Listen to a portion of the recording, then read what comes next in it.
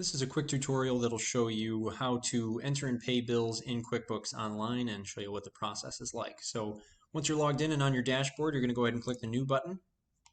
And we're going to start by entering a bill. So you choose the vendor, or you can just start typing. And we're going to pay my company, and it's a new vendor, so we'll click Add. You can either do a quick save, which will just save the vendor's name and no other information, or you can click Details. And what this will allow you to do is just add some more information. So, add the address, the email for the vendor, phone number.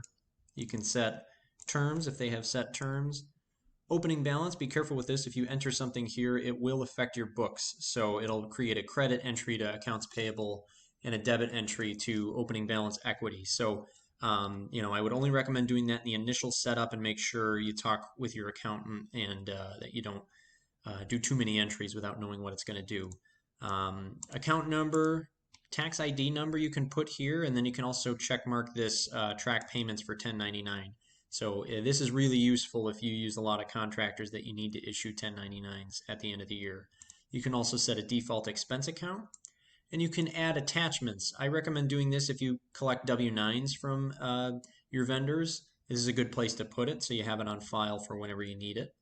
And then we're going to go ahead and click Save. Now it popped in the terms for us. We'll say it's bill number 1234. Category, we'll say this is accounting services. And we'll say it's third quarter for $350. You can add an attachment here. So if you want to, add the actual copy of the invoice, which I recommend doing, you can add that here. That way, if you ever need to reference a prior invoice, you just go to the actual transaction and you'll be able to find it pretty quickly. So then you have some options down here: save and schedule payments, save and new, save and close. We're just going to do save and close for now. We'll get to the scheduling payments in a second. So now that we have, let's say you entered all of your bills, do it, in a batch entry or whatever, whenever you get the mail. And then what you can go ahead and do is, once a week or once every 2 weeks, when you're ready to sit down and actually pay bills, we're going to go click New and then click Pay Bills.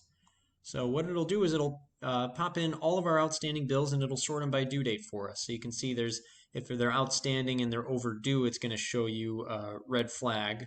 So the way this works is you'll choose your payment account, so generally a bank account, and then payment date. So this is the date that you want either printed on the checks or the date that you actually want to pay the vendors. So we'll leave that as 10/27.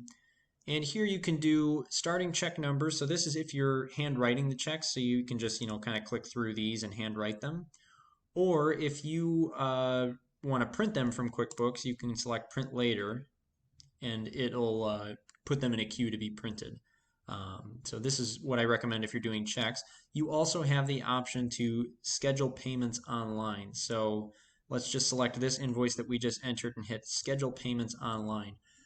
What's going to happen is you'll get to a queue where you have two options. You can either pay with a bank or a card. So if you use a debit card or bank transfer, it's totally free.